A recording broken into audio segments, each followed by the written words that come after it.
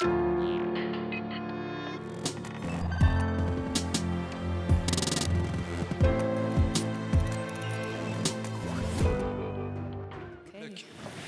everyone. My name is Avital Meshi, and I'm really delighted to be here. It's my first ISEA, so nice to meet you all. And I'm going to present a work of art which is called Structures of Emotions, a work of art that speculates a human-AI symbiosis and was made in collaboration with Treyden and Chiaravalloti. So I would like to start with a question that Alan Turing, the father of modern computing, raised back in 1950, asking, can machines think? He predicted that within half a century, we might not be able to distinguish between human and machine intelligence. 73 years later, this question seems to be more relevant than ever. Although back then, and following World War II, the conversation regarding our relationships with computers was just starting to emerge, and Turing's question might have seemed really premature and imaginary. Maybe a more reasonable question to ask back then was, can machine help us think? A question that was raised 5 years earlier by Vannevar Bush, who was a wartime research government director at the United States. And he claimed that with the war coming to an end, scientists should rethink their relationship with machines. And instead of developing destructive gadgets, they need to think of new objectives worthy of their best. The war also brought with it a flow of information and a growing mountain of research. And Bush claimed that we are unable to handle this amount of data, and we don't have the time to grasp it or remember it. And then he came up with an idea that might solve this problem, a device he called the MEMEX, a short for memory extender. And it's kind of like a complicated device. And among its components, there is a tiny camera that the scientist is supposed to wear on his forehead. And as the scientist walks around the laboratory, the camera is there to capture images that the scientists deem worthy. And then the data is being organized, so it's a complicated device. But I want to kind of like think about the idea of attaching a camera to the body and make it be some sort of a third eye.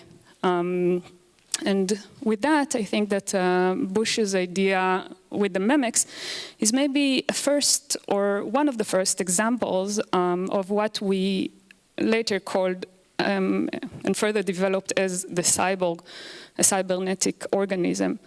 And I think it can be served as a kind of like an inspiration for thinking about human and computer symbiosis.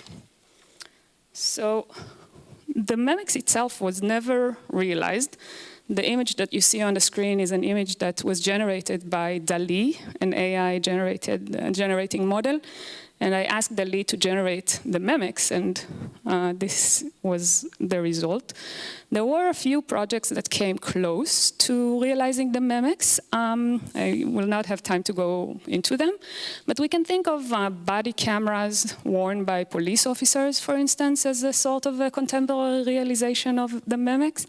And also think about your cell phones and the cameras that you carry with you all the time as a ubiquitous example of, archiving and collecting information as we go about our daily lives. So the initial motive of the MEMEX was to think about how machines can help us think. And we, as much as we cherish our connection to knowledge, the thinking human is also, at least for now, an emotional being. So if there is a symbiotic relationship that can help us think, we were trying to think in this art project if there can be a symbiotic relationship that can help us with our feelings, help us feel or handle or recognize and express or regulate our feelings. So I actually want to pause for a minute and talk a little bit about emotions.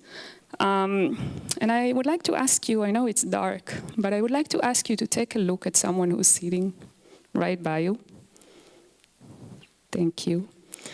And then, as you're looking at one another, I wonder if you can look at the person and try to see if you can recognize this person's emotions. Do you think that the person sitting by you is happy, or upset, or excited? Maybe they are satisfied, disappointed, maybe they are having a successful day, maybe a miserable one. I don't know, and I cannot tell you if your assessment of this person's emotions is accurate. You can actually ask after the talk. But I assume you would agree that this simple exercise is something that humans do every day. We look at one another, and we try to assess the other person's emotions. We try to get clues of what the other persons feel by looking at their facial expressions, their tone of voice, their body language. We are social and emotional beings, and the clues we gain from looking at each other help us decide whom to love, whom to trust, who may need more attention, who might pose a threat. And being able to recognize a person's emotion is an accurate manner which is considered a fundamental component of our intelligence. So, do you think computers can do the same, can do it for us? Like, can they recognize the emotions of the person standing in front of us? So, Treyden and I decided to design this wearable that would be able to recognize the emotions of the person standing in front of us. The wearable is composed of a tiny camera that is serving as a third eye, just like in the Memex. It also is connected to a microcomputer that is attached to the wearer's head, and an LED display panel that is attached to the chest. And the person who's wearing this device also holds a Bluetooth speaker, and the whole apparatus is operated by a battery, so the person who's wearing it can move freely. The microcomputer hosts an off-the-shelf AI emotion recognition algorithm, which was outsourced from the GitHub community. And as with similar AI emotion recognition models, it is based on classical theories that claim that emotions can be categorized into limited number of primary universal emotions. And these include the emotions happy, sad, angry, disgusted, surprised, fearful, and neutral. And the design, as I said, is basically the device is recognizing the emotions of the person standing in front of the wearer. And once an emotion is recognized, so the device would announce, "You seem happy," if it recognized a happy face, or "You seem angry," so based on the emotions that it detects.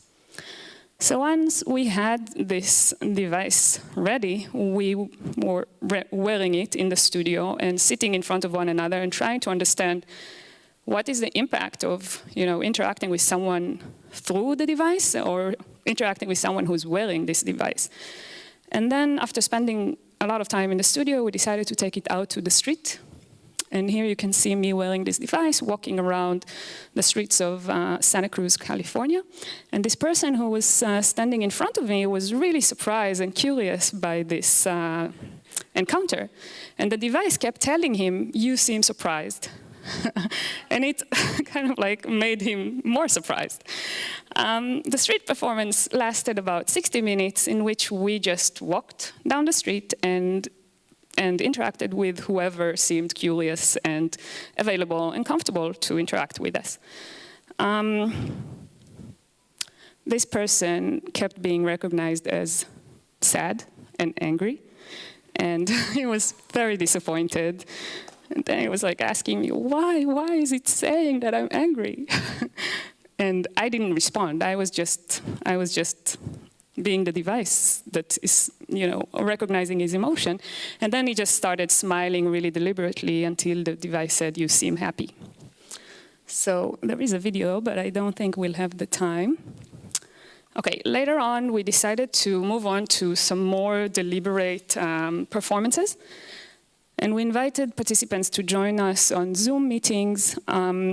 We didn't give them too many instructions. We just told them to just, be who they are, while we tried to detect their emotions. I was trying to do that with the device only. I didn't speak at all. I was just wearing the device.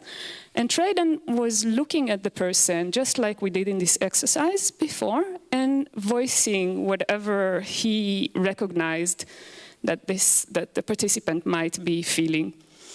And each session lasted between 15 to 20 minutes. Here's another example. We also have a video, but the time is really too short for that. So many participants attempted to manipulate the way the device recognized their emotions. They tried to trick the machine and score each and every one of the device's possible outputs. This kind of performance of emotional expressions is one of the most persistent critiques of recognition theory. Our ability to swiftly change our facial expressions demonstrates how these expressions can be really disconnected from our actual emotional state. So what exactly the AI detect? Is it recognizing emotions or merely observing facial expressions? We can also ask whether a human is capable of recognizing accurately another person's emotion. So it's really an opportunity for us not just to think about the AI's ability, but also human abilities. Participants' tendency to alter their behavior in the presence of an AI algorithm illustrates how recognition systems can retrain human behavior. And we are already conditioned to perform emotions when we are with others, because our society normalizes some emotions and devalues others. With AI algorithms in our environment, now we would be required to perform in front of them as well. And it is likely to assume that the automatic recognition of emotion would probably comply with society's demand that anyone who appears angry or upset will be discriminated against. So by embodying an AI system like that, we have to ask ourselves if we are willing to fake a smile in order to pass as good members of our society. Interestingly, there was this affective loop sort of reaction. So people who were detected as happy were really happy to hear that, and then the system detected them as happy again, and they were really happy to hear that. So there was this loop around, you seem happy, and then they became happier. And the same loop happened with the sad and angry recognition. So people who were recognized as sad and angry were really worried and annoyed by it. Participants were quick to enter such affective loops with the machine. Yet as the performance progressed, we noticed that they were also quick to lose interest in the device's repetitive, limited, and laconic responses. In an interesting manner, just as they were losing interest with the machine, they gained more and more interest with the performer, unaided by the AI, and what he had to say about their emotions. And that was a really interesting shift between being really curious about the machine and then becoming more curious about the person who was looking at them. And then in an even more interesting manner, the performance himself was caught into affective loops and was impacted by the interaction in terms of his own feelings, which is something that the device could not have done.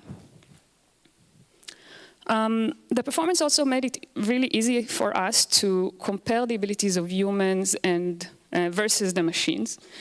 And it became really clear for us that for a machine to be successful as a human in an emotional interaction, it needs to provide an illusion that it is authentically and socially engaged over an extended period of time.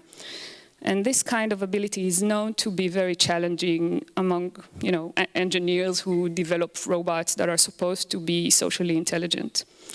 But the notion of comparing humans and machines was really a precious one.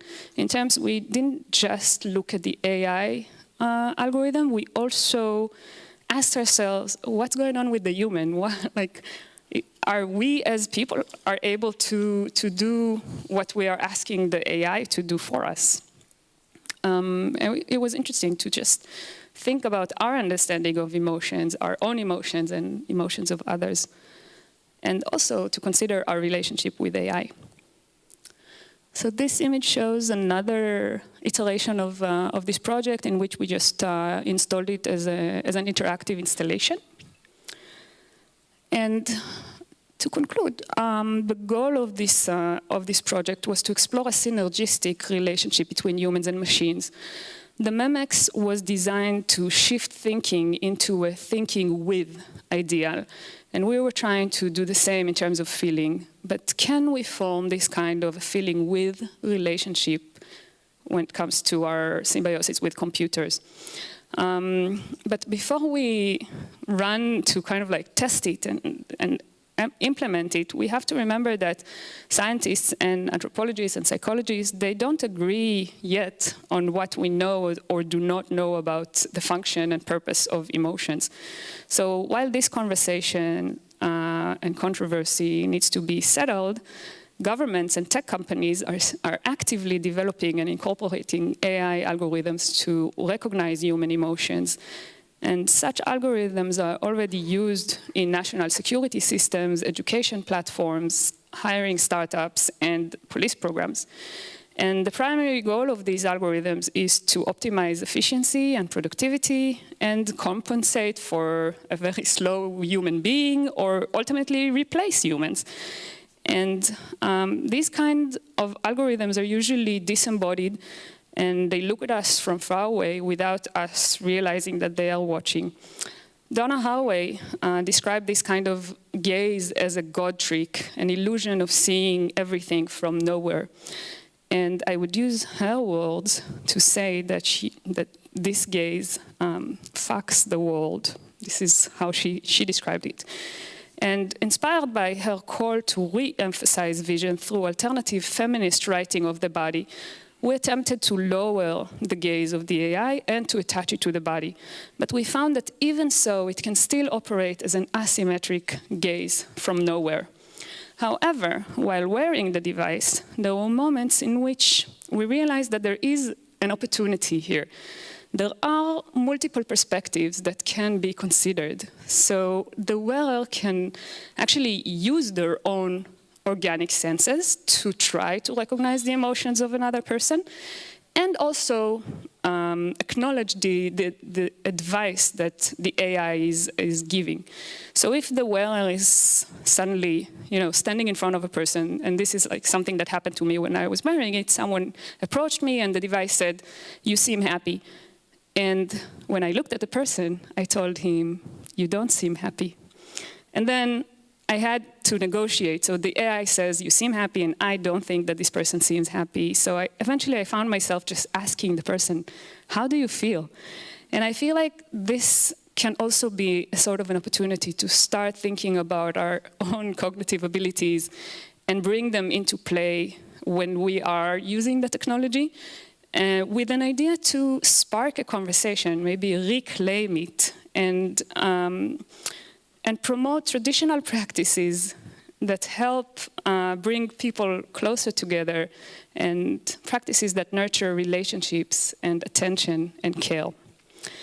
The system we used in structures of emotion is still premature and limited. The algorithms are not there yet, but it's really easy to imagine a time in which algorithms will be far more sophisticated and our dependence on them would become inevitable.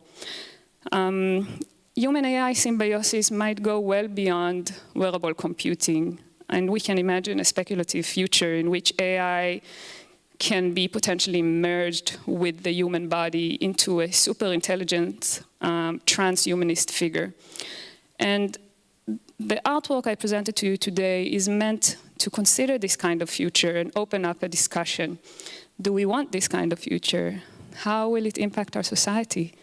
How will it influence our individual identities? And do we really need it?